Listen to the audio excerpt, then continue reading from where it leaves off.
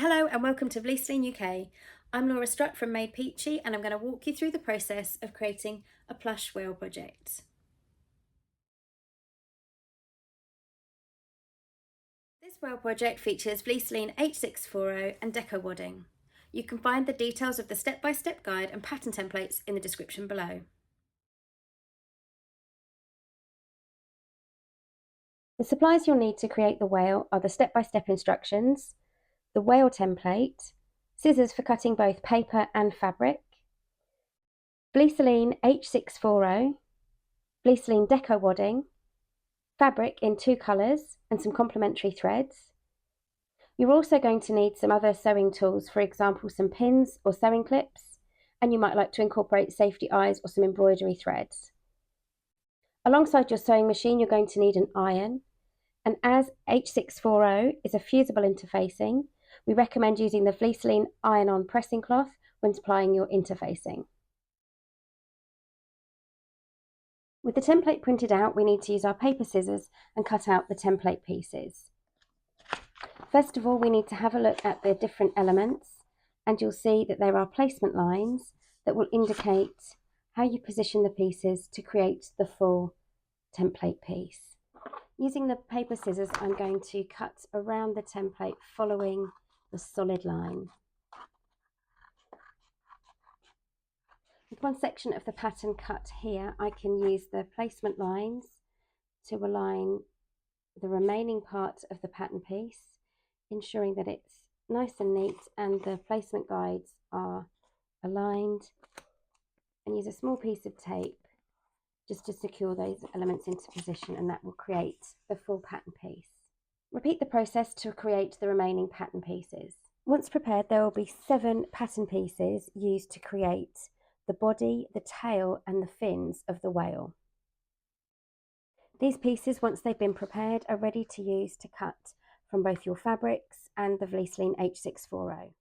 Begin by selecting all of the pattern pieces that are to be cut from the darker fabric, and we're going to position them in place and secure with a pin. Once happy with the placement, we can begin to cut out the pattern pieces following the outer line.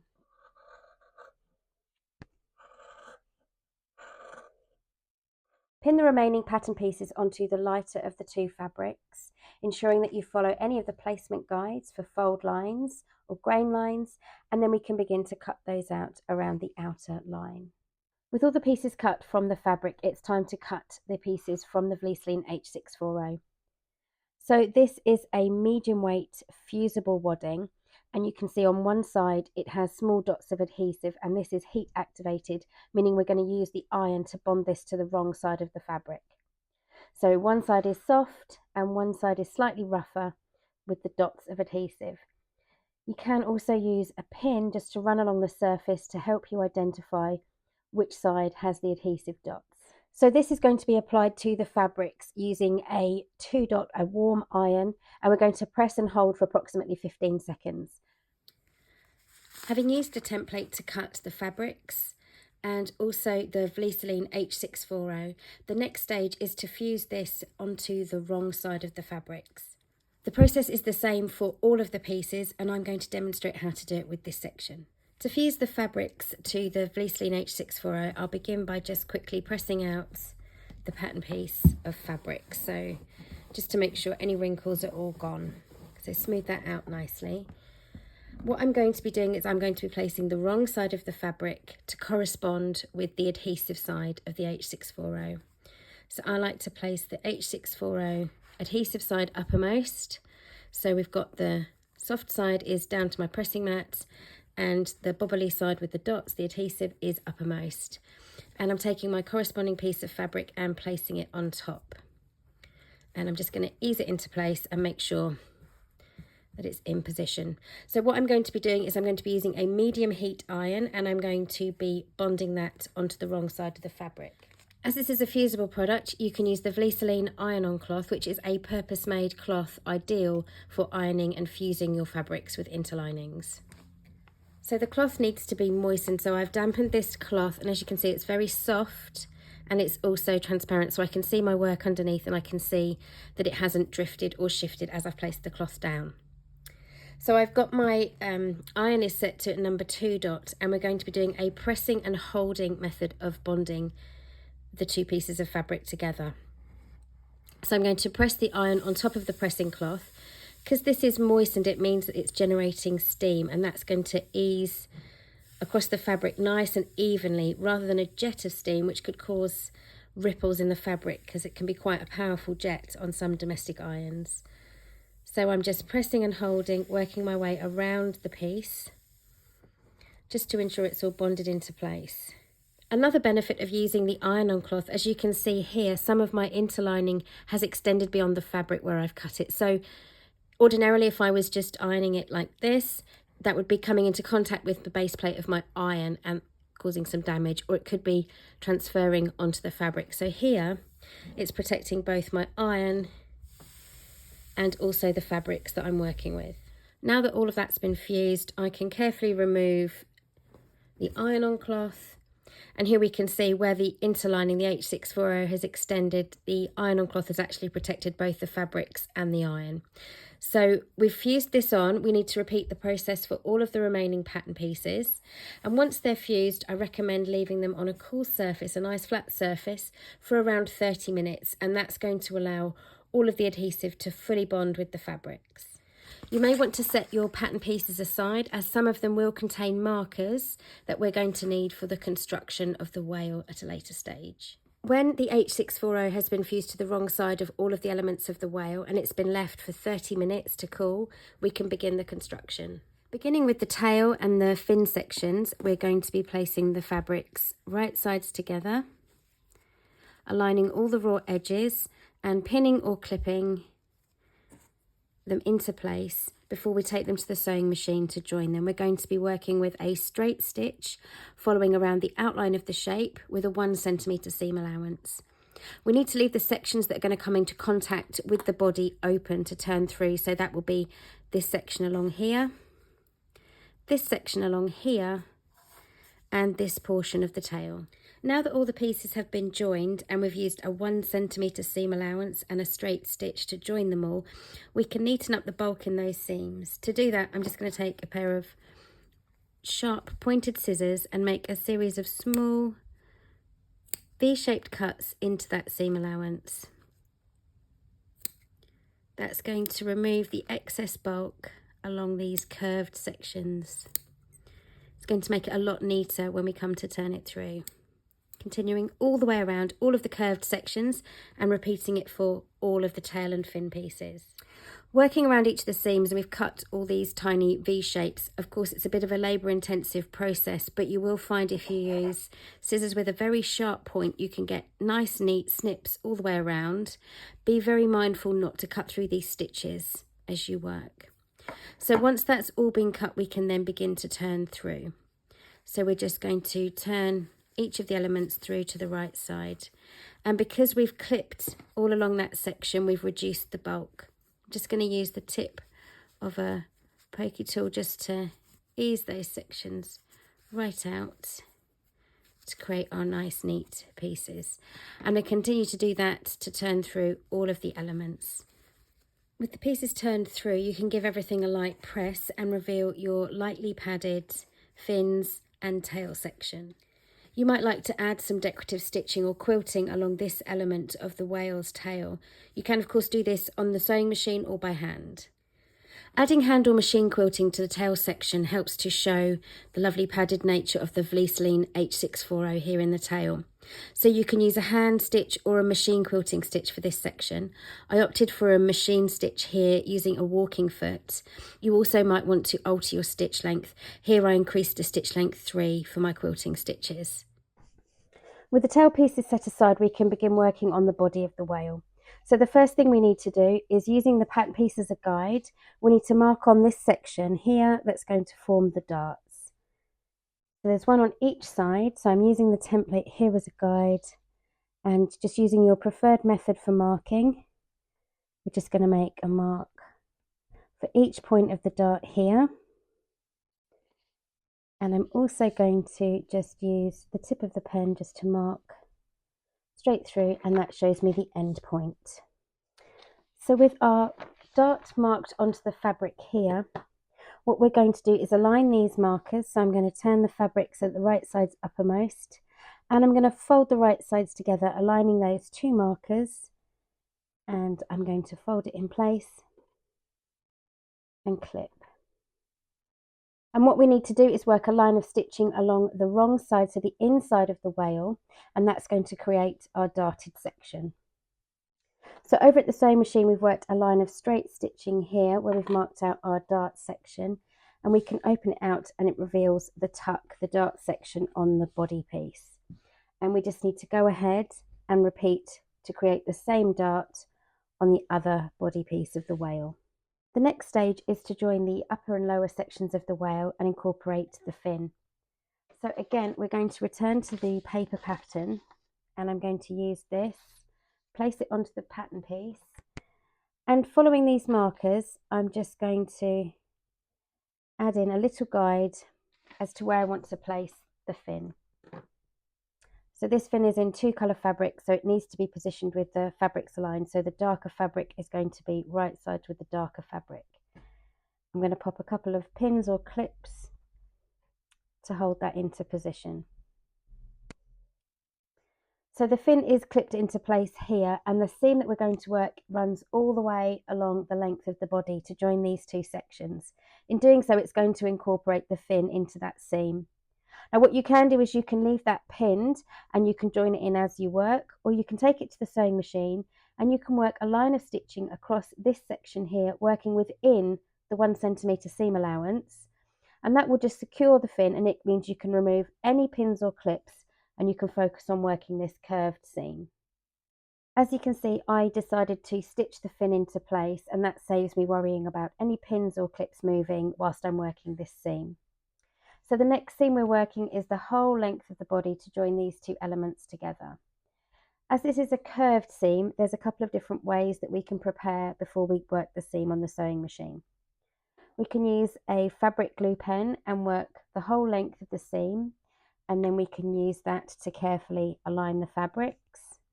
And of course we can work with pins, pinning along the length, or clips. Just securing the last section, easing the fabrics all around the curves, and just pinning or clipping or using fabric glue just to secure into position. So we're going to head over to the sewing machine and work a line of straight stitching all the way along the length to join these two elements together, catching that fin into place, and we're going to take a 1 centimetre seam allowance.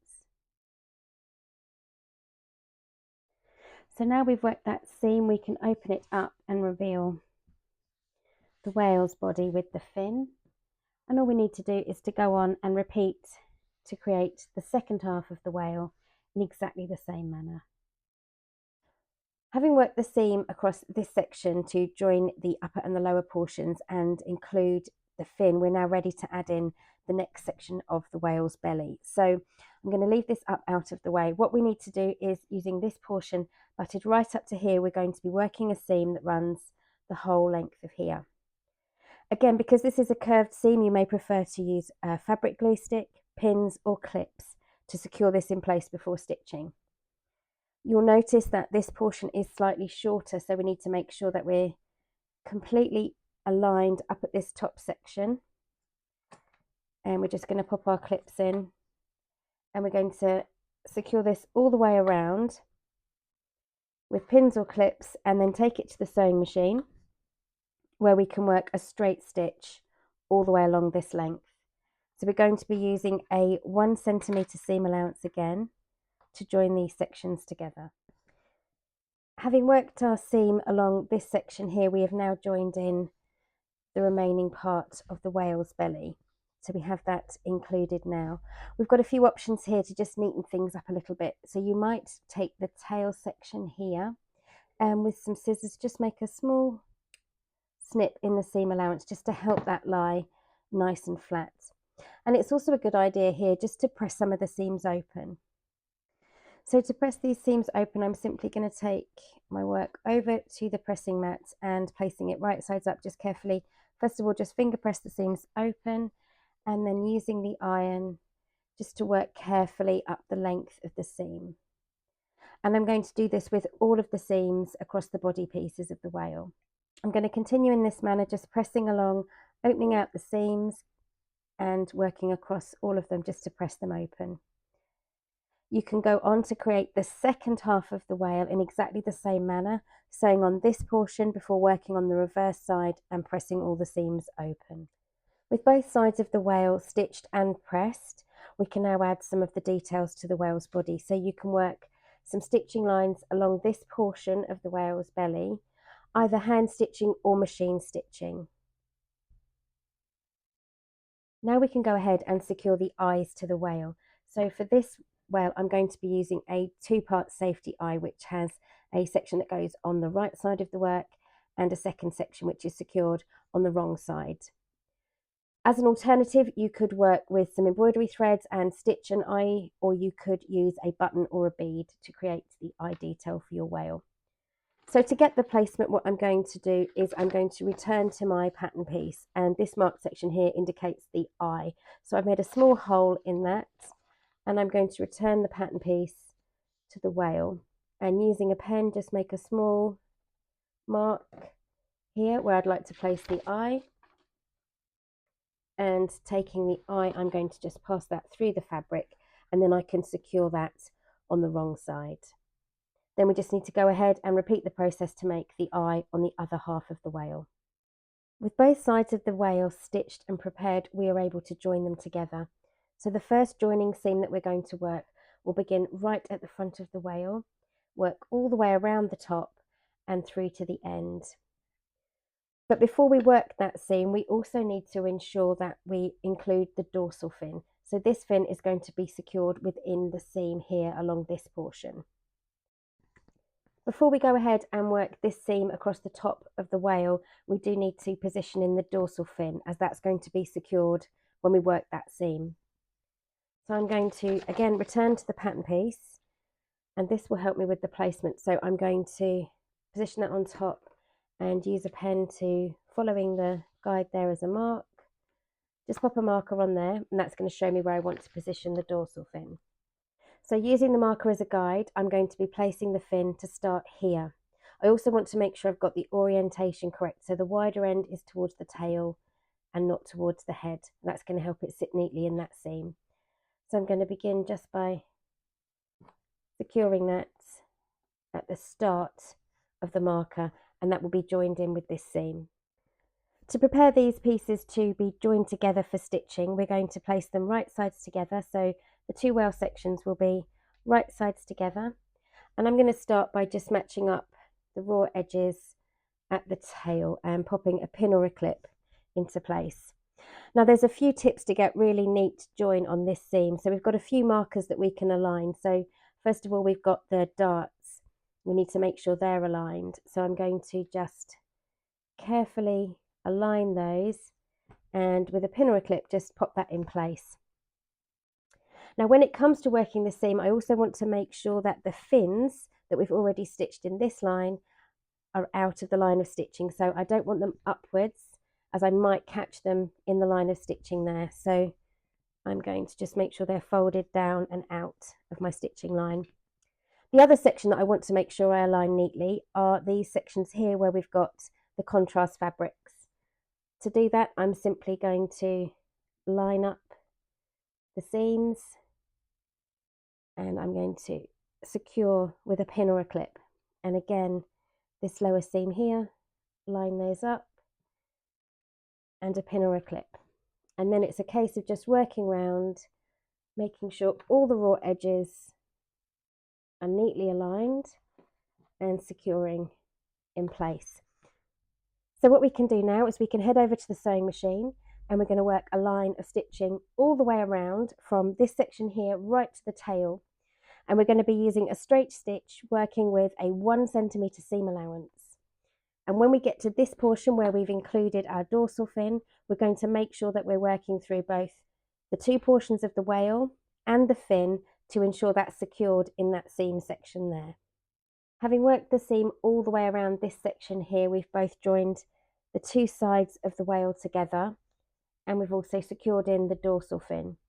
Before we go any further, because these are curved lines of stitching and we're going to want to turn this through, I'm going to take a pair of very sharp scissors and make some small V-shaped cuts into this seam allowance.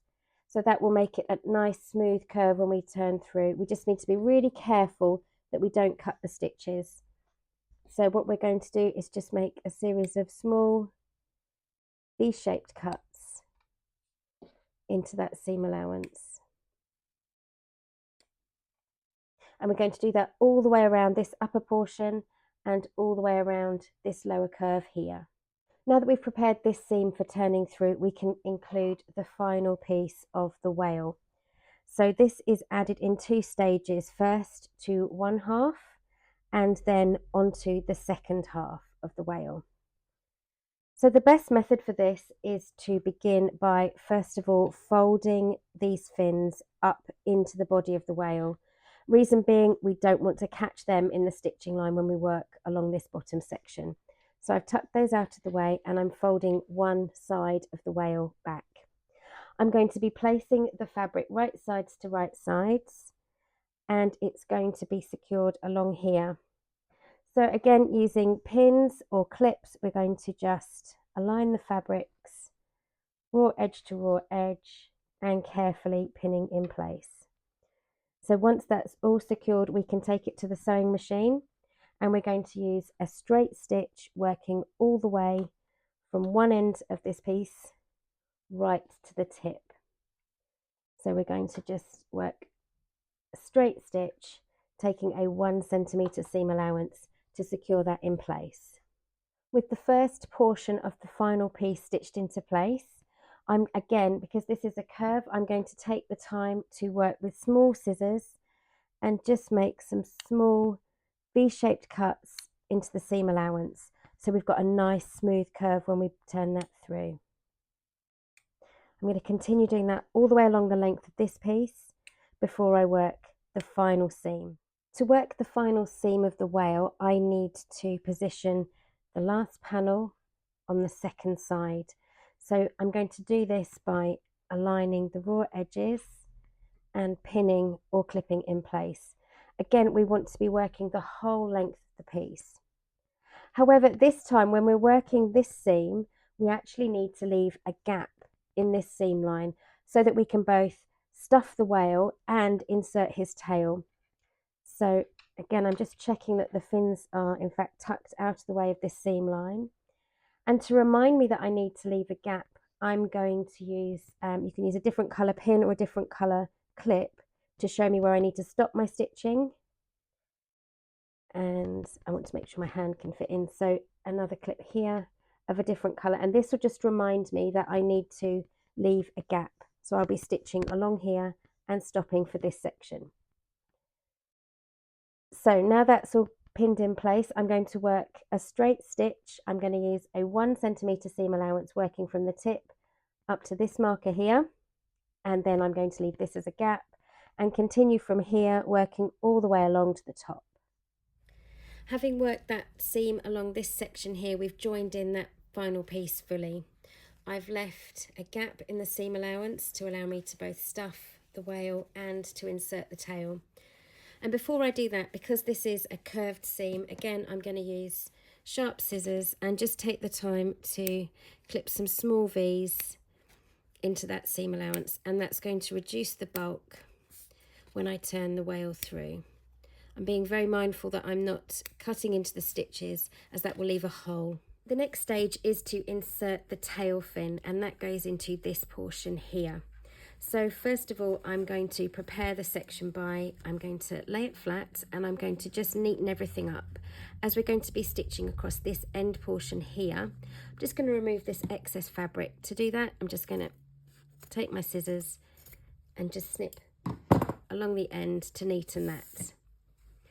And our tail needs to be inserted from the gap in the seam and pushed inside. So first of all, I'm going to locate the gap in the seam and I'm going to pass the tail inside. Now I need to make sure that the colour orientation is correct for the wale. So we have darker fabric here, which is the upper portion of the whale, and the lighter fabric which forms the base. So I need to make sure that my tail is positioned so once inside, the darker fabrics will be right sides together. So to get this in place, I'm going to fold the tail and just slide it in. I can then work from this upper section and ease it into position, ensuring that the dark fabrics are aligned and the lighter fabrics are aligned. And before I stitch that, I'm just going to lay everything flat and secure with some pins or clips before taking it across to the sewing machine. And I'm going to work a 1 centimetre seam across this portion just to secure everything in place. With the tail secured at the end section, we're now ready to turn the whale through. So finding the gap in the seam, we're just going to ease all of the fabrics carefully to the right side. You don't want to pull too hard because you don't want to break that line of stitching, so you might find it easier just to roll the project carefully and just ease all of the whale through. And eventually he's going to be right sides out. So here we've got our whale shape. And you can see we just need to neaten out these seams here. So I'm going to use a knitting needle or a pokey tool, just going carefully into the gap in the seam. And I'm just going to run that tool along those seams, and that just carefully pops out all of those seams lovely and neatly and reveals the shape of the whale. And once you're happy that you've pushed all of the seams out as far as you can and they're all lovely and smooth, we can go ahead and stuff the whale. To finish off our whale and to give him his lovely plush finish, we're going to be stuffing him with Vlieseline DecoWadding. DecoWadding is a non-toxic synthetic fibre that's used for stuffing teddies, soft toys, cushions. It's also machine washable, so you can wash it in the machine on a gentle cycle, and it's also dry cleanable. Now it comes in 2 sizes, so this is the 300-gram size, and it also comes in a larger 1-kilogram sack. DecoWadding is incredibly soft but also very bulky, and it's ideal for projects like this. So what we're going to do is taking small handfuls at a time and just placing it inside the body of the whale. It's better to work with small pieces and building up to create a lovely firm finish. So I'm just continuing to add small handfuls at a time in through the gap in the seam and just making sure I push it right into the body of the whale. I want to give him a lovely firm finish, so nice even stuffing. And I'm going to continue until he's completely padded. Once the whale is lovely and plush and full, I'm going to just turn him over and I'm going to work along this gap to seal it up. So what we do here is we're going to fold the seam allowance along this gap in the seam into the wrong side. So tuck them in and again pin or clip just to secure. So all the way along. And this is a great opportunity if you feel like you need to add a tiny bit more of the DecoWadding to fill up the bottom section, you can. So I'm going to pin that in place.